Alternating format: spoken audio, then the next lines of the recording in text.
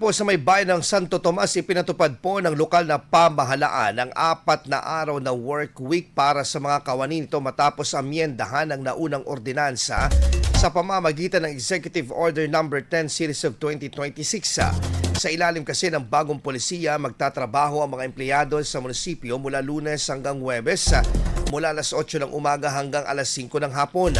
Tuwing Biyernes naman ay ipatutupad ang work from home or yung WFH arrangement.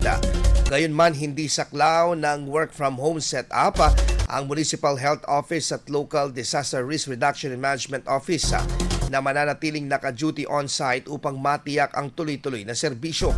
Kasabay nito, ipatutupad din ang mahigpit na energy conservation measures, kabilang ang limitadong paggamit ng kuryente at agarang pagpatay ng mga kagamitan matapos ang opisyal na oras ng trabaho. Epektibo ang kautusan mula noong Lunes, Mayo 4 at mananatili hanggang sa magkakaroon ng panibagong amyenda mula sa lokal na pamahalaan. IFM News. IFM News. IFM News.